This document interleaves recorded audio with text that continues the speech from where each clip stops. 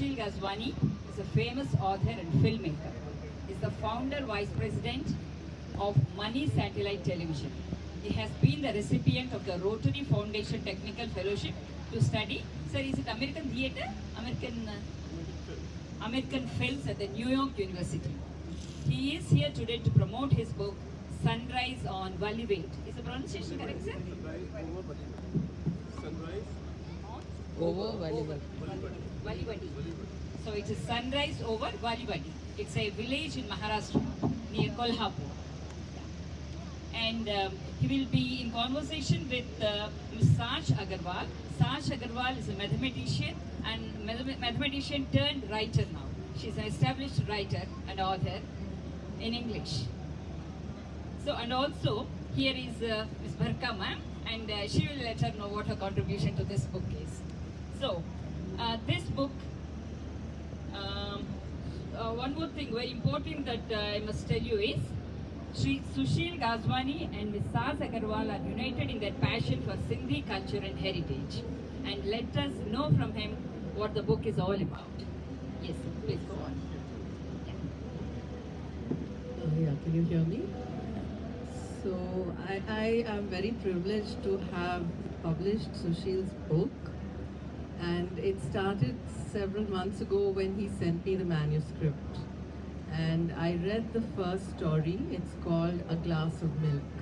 And that sounds really simple, but it's a very complex story, very, very moving, and it takes you into a refugee camp where people have lost everything and they're just struggling to survive.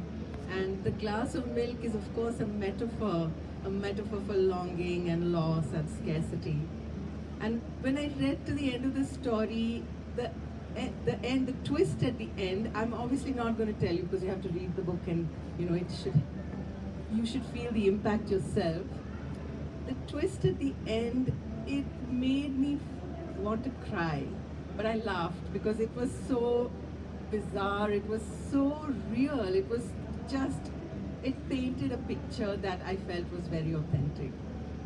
So the minute I'd finished reading that, I just called Sushil and I said, Chalo, let's do it. This is a great book. And that's how it started.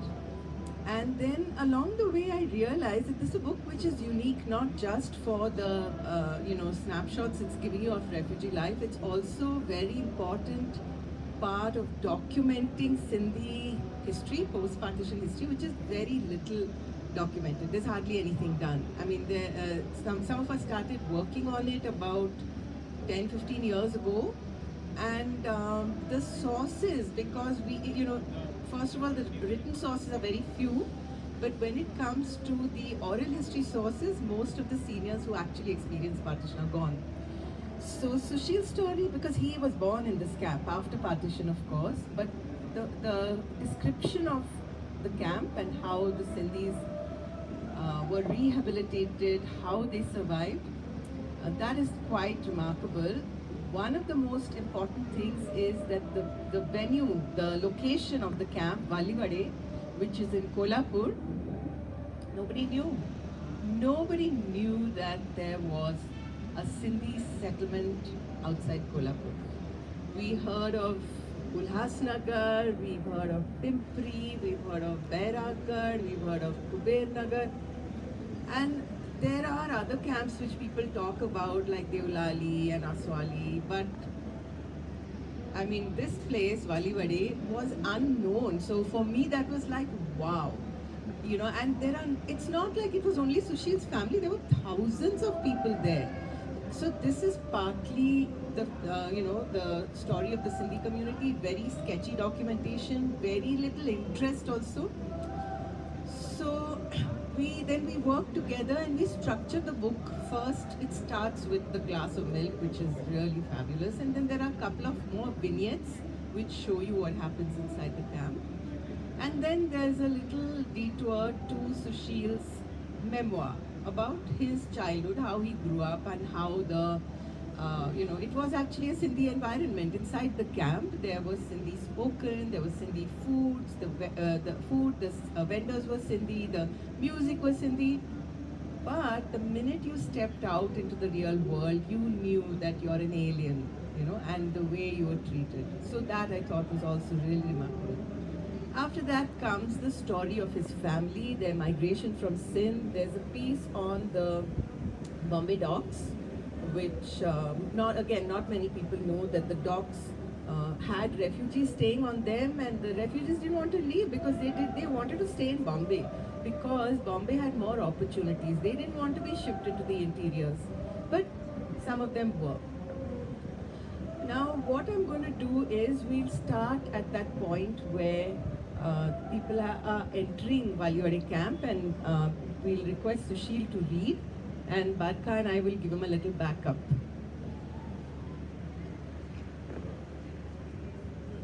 Can I stand? Yeah, no, he wants to. I like to stand. Yeah, he'll stand and All right, okay, fine.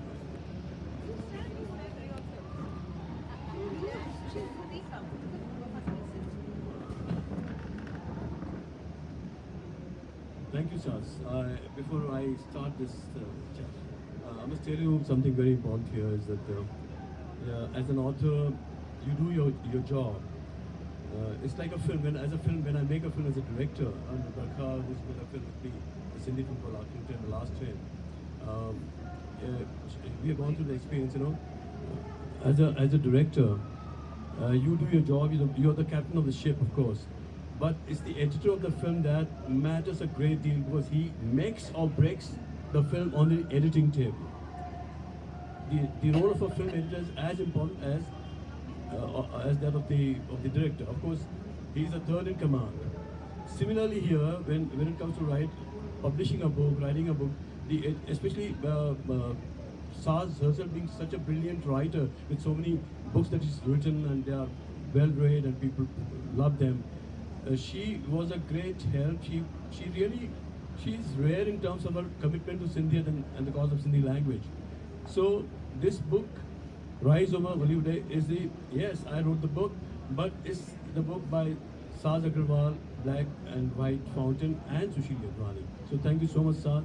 You've done great help. it was nothing, Sushil. It's your book. The chapter. Feet tramped wearily along the muddy path. Feet tramped wearily along the muddy path. The refugees proceeded in silence, absorbed in assimilating their new surroundings.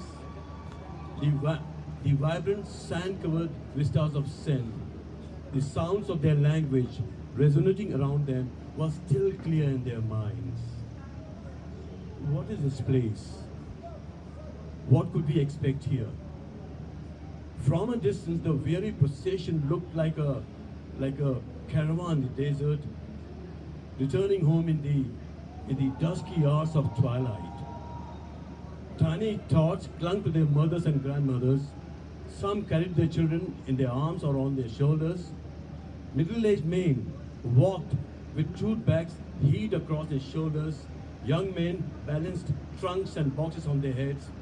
Young women held on to their bundles of cloth they carried in their arms. Bajo walked in front, leading them. The others followed. They were escorted by 2 government officers and a few policemen. They were talking to Bajo. Any trouble while coming? Yes, everybody faced trouble. Yes, everybody faced trouble. I mean, were you looted, assaulted? Was anyone killed on the way? Yes, we were assaulted brutally. 3 of our young men were killed. All our belongings were snatched, but we retaliated and they ran away. Bajo told the officers. Bajo told the officers what had happened to them as they left their homes in Shahzad Kot. The trains were too dangerous and they had traveled to Karachi to board a ship. On the way, they had been stopped and robbed of their few precious belongings they had been able to carry as they fled their homeland, their beloved homeland. The ship was overcrowded, and after 3 rough days, they had camped on the docks in squalid conditions. The topic of conversation changed as they entered the camp. Bajo could see that the barracks were somewhat dilapidated. but promised a more comfortable home than the Bombay dogs.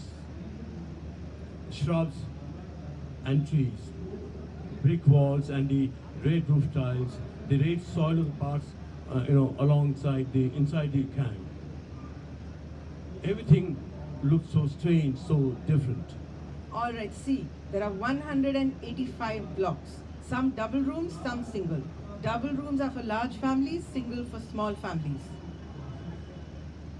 The officer pointed to the rooms as they walked along the street. Everybody will get the place there, one of the officers observed with satisfaction. This camp has plenty of blocks, so don't create any trouble, okay? Trouble? Bajo bristled at his choice of words.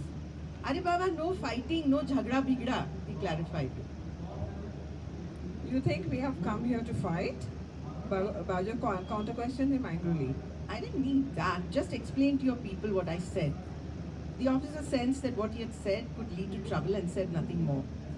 Leave that responsibility to me, Bajo assured them with dignity. What's your name? Bajo. Bajumal Gajwani.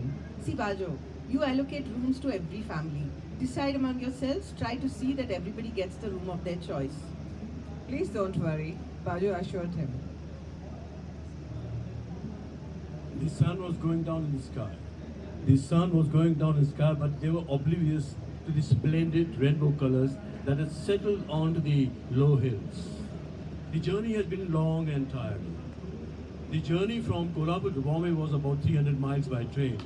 The electric train from Bombay to Pune took about 3 hours, and after that it was a 14-hour journey from Pune to Kolhapur on a narrow steam engine train passing through mountain ranges and rivers. There was anguish at the constant movement and uncertainty. But hope for the future rose during that beautiful journey passing through mountain ranges and lovely rivers. They changed the train at Miraj. They changed to a passenger train at Miraj. The train, which they would soon be very familiar with, halted at Jasingpur, Hathkarangle, Rukdi, Valivade and Kolhapur. They got off at Valivade Halt. Thank you. So Valivade Halt was the name of the railway station. And there's a lot of material in this book about how these young men from Sindh, they got into the train and they went to Kolhapur and how they started their business there. And that I found really interesting, the way the local people reacted to the refugees. But one of the things which you may have noticed when Sushil read was his description of the beauty of the surroundings. And I was really struck by that because he was a child and he was growing up in a refugee camp. Of course, for him, it was his home.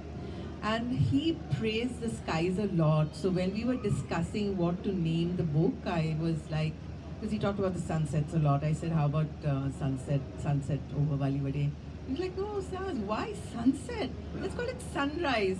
So, of course, that's what it is. It's sunrise over Valivade.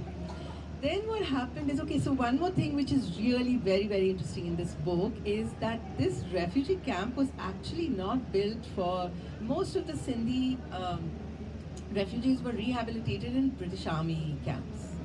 But this was a camp that was actually built for the Polish refugees of the Second World War. Now, did you all know that there were Polish refugees in India? It's hardly known. And what happened is that after Germany invaded Poland and started decimating it, there was a Polish government in exile in the UK. And they approached, there was a meeting of the Council of Princes, and the government in exile asked to be heard. And they requested, they pleaded with the princes, you must help us because our children are being killed and this is going to be the end of the Polish race. So there was a Gujarati prince, the Prince of Navanagar. He said, yes, we have to do something and you can send 3,000 children, women and children, to Navanagar, and they were sent by ship. Now the minute Navanagar said, he was the first one, many of the Indian, I don't know about many, but there were other princes, Indian princes, who also took the responsibility, and the Maharaja of Kolhapur was one of those kind princes, and they built these. I think they were funded by the Polish government in exile. I don't know where the money came from, but it was like we've seen online. There are a lot of there's a lot of information about this because it was not that long ago. Those people who lived there as children, they're still alive, and they have their memories. They have photos. Some of the photos that we used in the book were taken from those online sources and used with the permission of people who grew up in the camp. They had lovely stories. And what Sushil and his brother did is when they wanted to write about their childhood because they knew it was something interesting and very, very important to document for the community. So they started looking for information about Valivadi camp and they found these local people who had worked there. And they interviewed them. So we put that also in the book. Then there are other things about it which I feel are different because they talk about things that you don't often see in Sindhi stories. One is like you always see Sindhis as being a people who will compromise, they will accept. In this case, it wasn't true because Sushil is not that kind of person.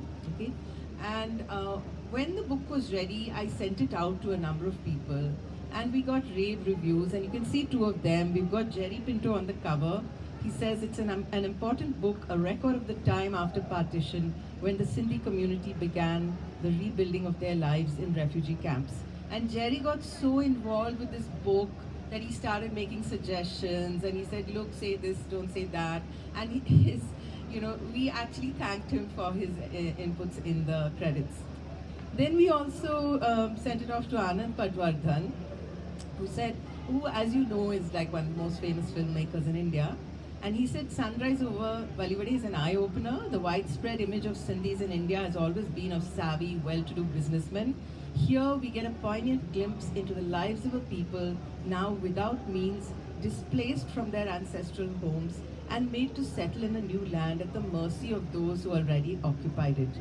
It is a universal story told with compassion. One can only imagine that it mirrors the story of refugees on the other side of every border in the man-made tragedy of partition.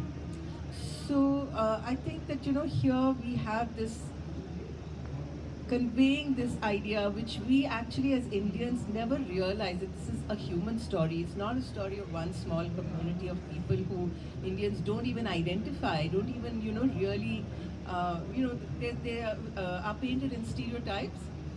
And in fact, one of the people who I showed the cover to, she was like, oh, why is Jerry Pinto commenting on a Sindhi book? And I was like, no, this is not a Sindhi book. This is a book for everybody. It's a book for everyone in India. It's a book for everyone in the world. And that's all I have to say. Any questions, sir? Any questions from the audience? I'm glad I pushed Gajwani into getting it published. He was sitting over this book for a very long time. So good, I forced you to do that. Thank you, Barka. That's true. She is a motivator. Thank you so much. Yes, sir. Thank you for coming to Hyderabad and promoting your book, sir. We are very happy, very honored to have you here. Any questions, sir, for the others here?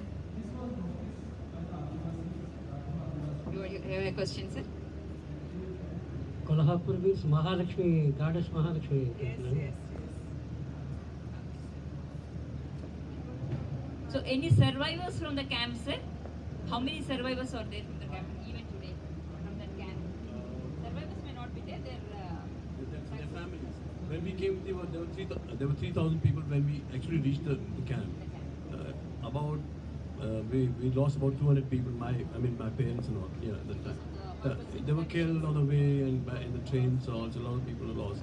There was an anecdote in the book, sir. Yeah. A person asking milk was killed. Yes, that's true. That's the true. camp. Yeah, whatever you read in the book is absolutely true. It's all in the records there, and we researched it and all. That's true. Yeah.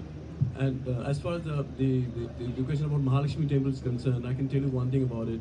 That of course it's a book you go to read and know about. All I can tell you that after some time, after everybody almost settled down, not business-wise, but a few months or maybe a year or two, there we got to know that Mahalakshmi temple was there, one of those important peaks over there.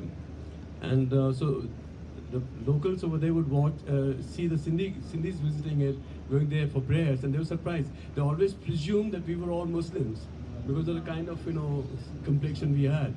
So there was a lot of misunderstanding about it, but in the over a period of time, it took care of it. Mahalakshmi temple today has become far more important, because if you visit Tirupati, now you're supposed to also come to Kolhapur and visit the temple, because Mahalakshmi is, and Tirupati are interconnected and related. And yeah, this only made our lives difficult in the sense when I have to go by train Mahalakshmi, either two-tier AC, first-class AC, and we never get a ticket because the trains are always full. But that's a good sign too. Thank you. So how come Sindhi language has so many scripts? One exactly looks like Urdu. I just complete this. Yeah, yeah. Shakti Peeth is there, but there is a Shakti Peeth in Sindh also called Hinglaj. So they lost Hinglaj, but they got Mahalakshmi. That's true. So the scripts. The scripts, okay, so it's quite a long story. I think originally there was a kind of Devanagari script, then during British times the language was, studied by scholars, British as well as Indian scholars, and then the Arabic script was chosen, and a lot of the literature of Sindhi is in the what they call it the Perso-Arabic script. But after partition, they felt that now we'll just stick with Devanagari, and Devanagari is taught in the schools and colleges where Sindhi is taught. Sahitya Academy still sticks to the Perso-Arabic script because the literature is in the Perso-Arabic script.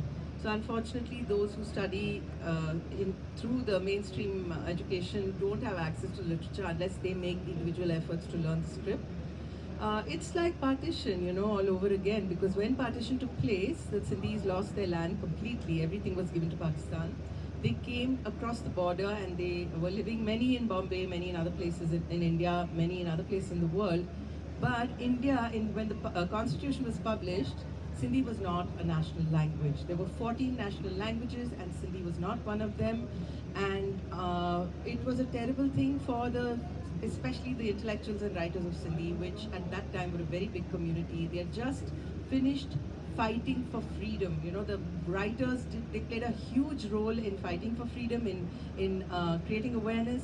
And then after partition, they had lost not only their land, they lost their language.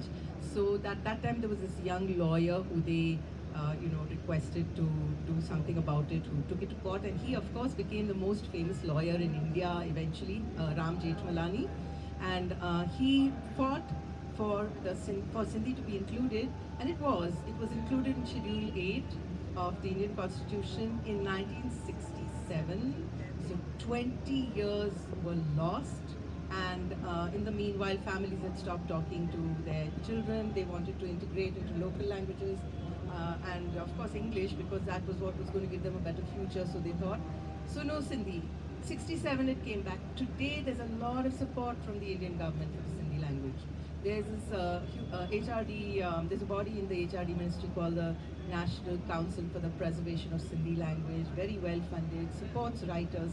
It's a little bit artificial because it's starting from scratch and there's no actual community, where the language is spoken and it grows. There's no place where, there are a few places where Sindhi is spoken on the street, but many of us, in fact, Menka and I, we write only in English. We have translated books from Sindhi to English without knowing the language by working with the I worked with the author, and Menka and Anju worked with a senior writer who, so anyway, that's about the language. One thing I want to say. That is one of the reasons why seven queens we have the Perso-Arabic script as well as the Devanagari script in it.